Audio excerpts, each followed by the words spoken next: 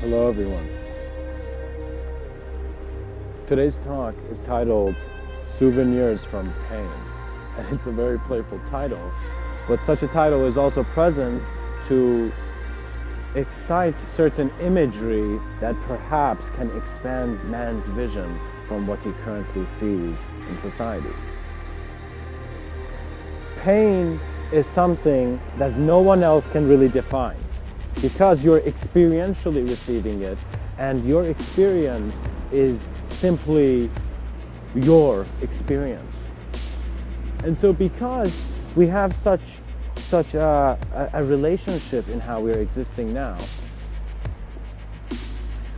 in the fluctuations of our form, for example, if my body gets injured, I feel pain. And so even internally, if the body of my reality and my truth gets injured, I will also feel pain. But does that mean that you should not, in a sense, walk through a prosperity of a new health?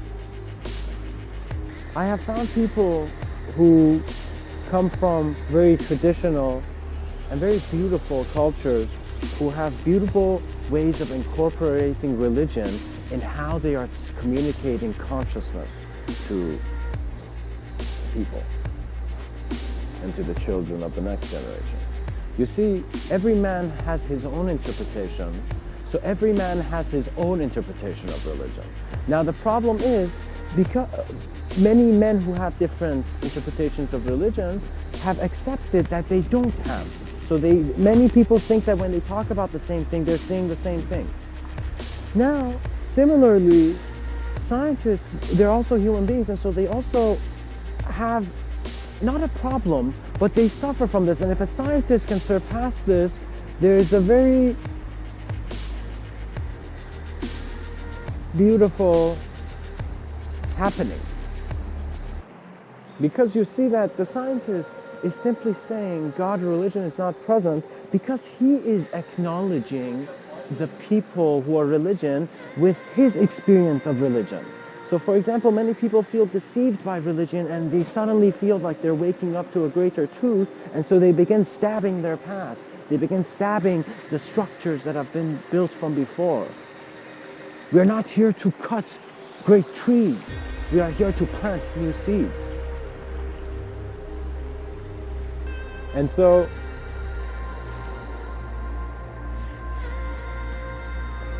pain is present there as one of the intermediaries to introduce you to greater realities where you have a greater ability to confront pain.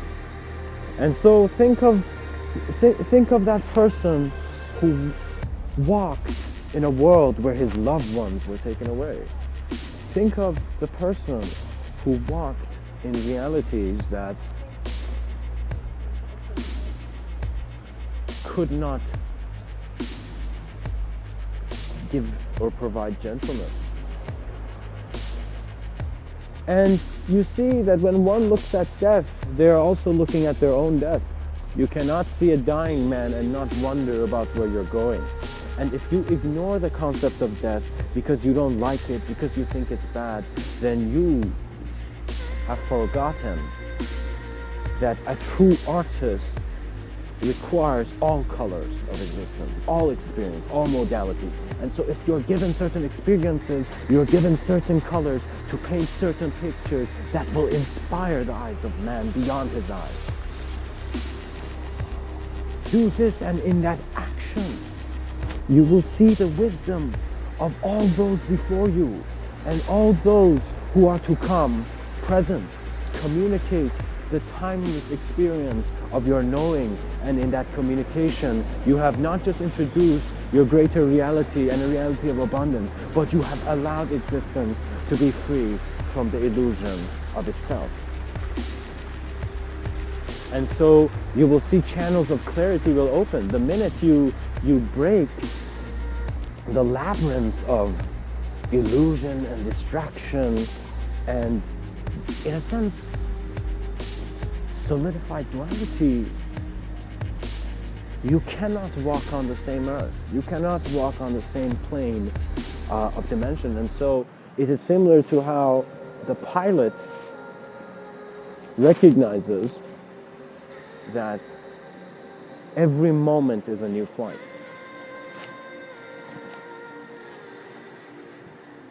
The doors of love are open the moment you love yourself. And so many people think it's not cool to be compassionate because it is not relevant to how social ideology and how the social minds of our youth is structured today. What is cool right now, I find in society, is simply that people are looking. People are having more of an interest into getting involved in life because we're becoming more capable. Even our problems are inspiring man to get more involved in life. But how you approach the veil really suggests how the veil is kept. And so someone might think that they can go up to others and say, hey, I'm an external master, call me master, you know, I'm Master Bob, right? And you can see that you can falsely and dishonestly to yourself project realities of who you are to others. However, you will see that you did not like the quality of that communication. Your whole life and all that has come to you has been manifest through your communication that has allowed you to even see a reality where you can receive something. So the vision of mankind is still the vision of nature. Never forget the beauty and the elegance of how you exist. Think of how beautifully you are present. I mean, think of the beauty that your 5-year-old self could see when you were talking about such ideas now. Little did we know that when we fell from the bicycle and we were helped up, we were given one of the most important teachings, that life always pulls you back to your greatness. Life is not arrogant. Life does not create a language to imprison himself because he feels that is the path to advancement. Do we want to lose our humanity to have better machines? And in a sense we don't, and we know this. And so it is important for the pilot to recognize that he is controlling the next moments of how reality will be present. In other words, if an apocalypse happens, I will not step into fire, but I shall, in a sense, exist through such an experience with the gentleness of the stream. Because I know the ability of the stability you find in confronting multidimensional views of your views. We don't have names or the proper language to communicate it, but we have a multidimensional experience when our views are aware of our views in different views and in new views. So we're really viewing things.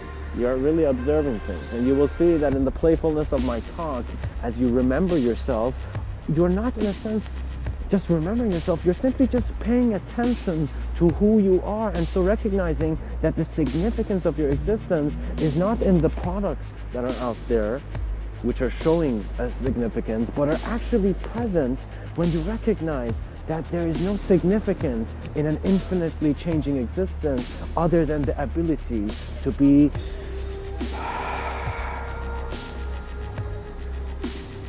the changeless continuation of the moment beyond itself.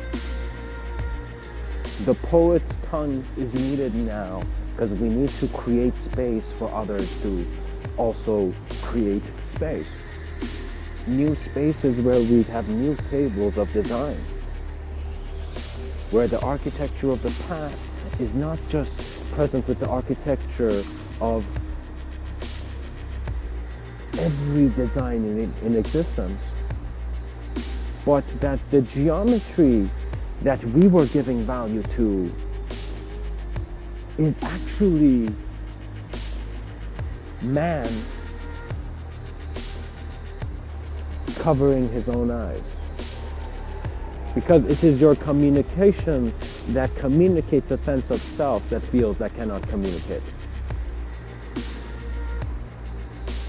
And so wipe your glasses and polish your mirror, and know that the light of being has very gracefully and compassionately is here to inspire action. Everything is inspiring once you really see it, once you really know it. You can find that in confronting your subtler planes of thought, and so as opening up to, for example, concepts of simultaneous reality and its acknowledgement, man is no longer trying to only look at shapes, but look at how things are known to be unshaped. And so you must not reduce others to feel that you have found treasure. You must reduce yourself and then go find the greatest treasure.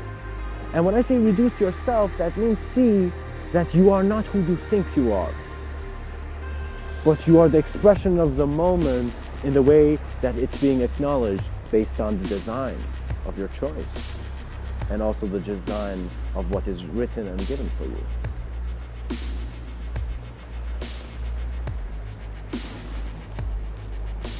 The pilot of consciousness is one of the most beautiful existential communications of how a human being has allowed himself to be touched by the cosmos, and to really see the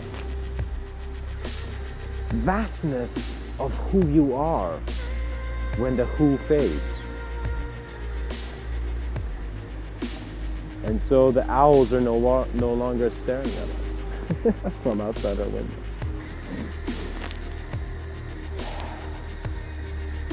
You will see that you are an inspiration because there are certain things you know and your vision has specifically communicated to you, which you can only bring out. There are certain unique communications that you can do. And so you must engage yourself with the communication of life, and your health should be an existential alignment with who you know you are. So you don't try to associate or dissociate and see who you are. You want to simplify and, in a sense, reach the clarity outside of any duality that shows you the unified understanding that the most simplest principles that are guiding your life were placements of your own compassionate consideration. The spark is never separate from the emanation. And so we may beautifully find the value in a quote by Meister Eckhart that says, "The same eyes that I see God is the same eyes that God sees me." And without any further language or terminology or judgment or opinion, the beauty in that poetry is the sacredness of seeing. The sight that you are. Self-acknowledgement will inspire the cultivation of beauty, which then will be the greatest intelligence to your act. So many people think that intelligence means doing an efficiency that is cost-effective and whatnot, and pretty much how economics is being taught. Because many people are understanding that there's no such thing as a free lunch, and so it's so hard to see yourself as a free man when there isn't a free lunch. So we want to very delicately see that our involvement with society and culture and imagery and any ideology is the choice of awareness to be self-aware in that form. But you will see that awareness, that origin, that divine attention which you are, is not interested in the labels of divinity. Once you see that a man could reach an enlightened state of being, you are no longer interested in the words enlightenment. You were interested in the act that would be the revelation of your greater knowing.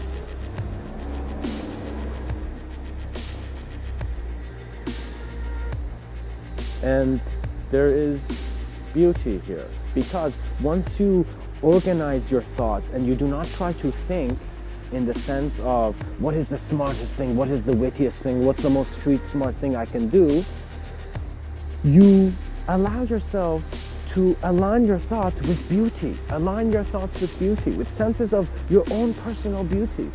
What that means is don't just be a poet when you're writing a book. Be a poet in how you're living. Rumi has a beautiful quote, be living poetry. What that means is be an expression where every moment of you being present here as presence is the newest and most novel shift in the cosmos. And so your thoughts will align with beauty, because you see, true a man for now knows on some subtle level that he wants not just any truth, but a beautiful truth. And so we see that beauty, as perhaps was implied in the silent writings of Paul Dirac, is really what will move forward the sciences and the minds of man. You need to see that it is up to you to cultivate beauty. It is up to you to begin looking at things so intricately, and to begin not just seeing the fractal on the Google search results when you're searching a fractal and looking at those images, but to see that the nature of your being is a fractal presence where the field gives any part of itself and access to any co-creation it chooses to. So don't think that there's only fortune tellers. There's beings who can be a new co-creation where they are the greater introduction of their newer presence. So man may feel like a snake at times because he doesn't trust himself. That's when the snakes come out, when you don't trust yourself. But when you trust yourself, you will see that you are allowing beauty to present itself. When you trust yourself and you sit still, the butterfly lands on your forehead. And trust me, you will see the cause of that butterfly effect.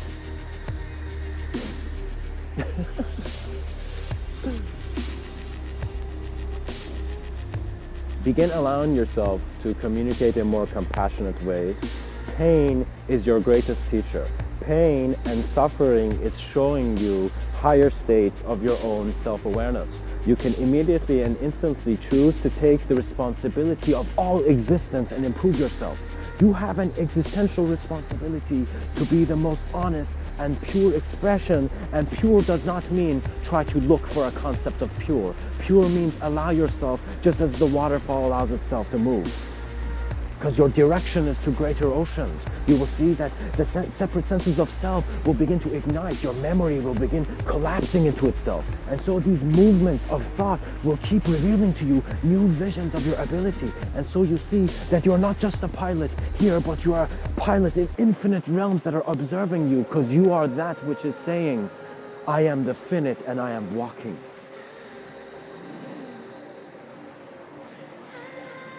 And so once you really beautifully find the memories of starlight that you are, your ability is always a greater ability when there is the existential allowance present. Do not look at your personality for trying to bring very healthy change. Look at that which is aware of the personality, and you will innately know your presence. That is when intuition is clear, because intuition is the newest act, newest communication. So how you bring senses of synchronicity is by trusting the new, by being in the present moment where there's always novelty.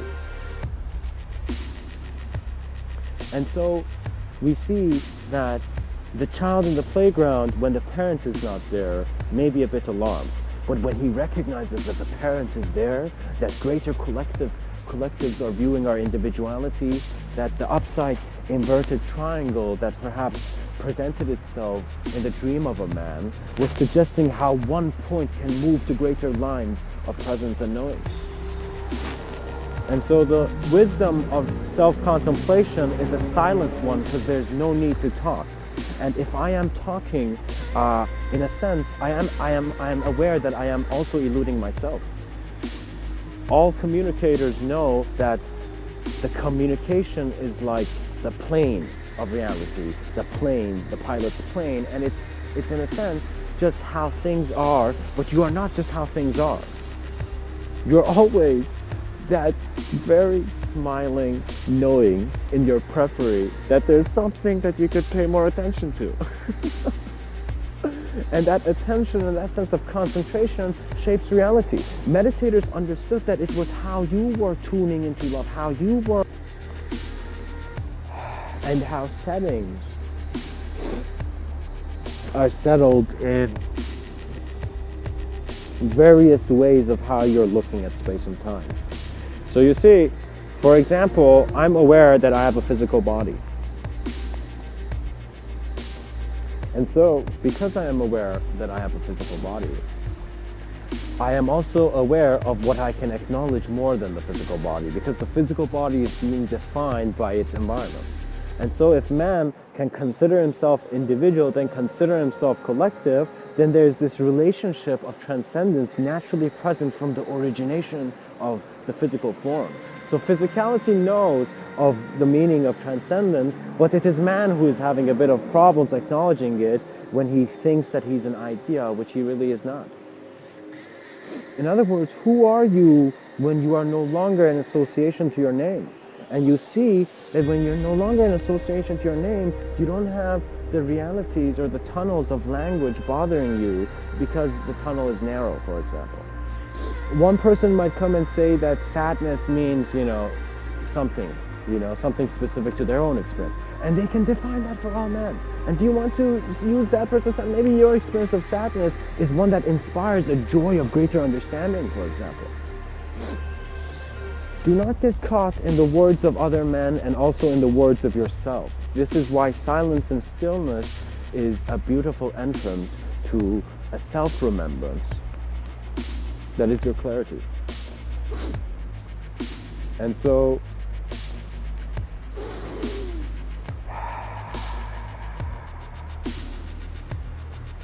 some of the best souvenirs from pain is the gift of imagery that gives you the gift of greater confrontation. You carry many beacons because you have been present in many moments of existence. Now, all these moments of knowing are now, by this aspect of you, in this sector of reality, in this dimension of existence, being acknowledged more integratively. And so, if you as an individual being begin looking at yourself more collectively, could it be that the collective inspiration also looks back? I'm pretty sure Meister Eckhart agrees. So with the blessings of a compassionate human being, may we allow ourselves to really learn from life and to really learn how life is telling us to essentially move. In other words, man's intelligence, man's mind has so many greater dimensions which are now opening up.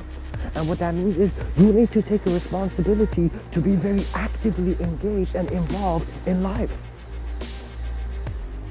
Do not elude yourself by thinking too much, because thought is something that is meaningful in certain contexts and in certain places, but you don't want to constantly be thinking about the same problem. And so you need to also have the ability to turn off what you have turned on, which is creating noise which you don't like. And that is the beauty of meditation and the beauty of calmness. Teach your child how to hear the silence behind every noise, and he will never be offended by words, and he will only smile at existence to help it walk as where it's walking. And so you're not caught in dynamics where you are a bad person or a good person. But as beautifully how Rumi has said, a Sufi mystic poet, is that out beyond ideas of wrongdoing and right doing, there is a place, I will meet you there.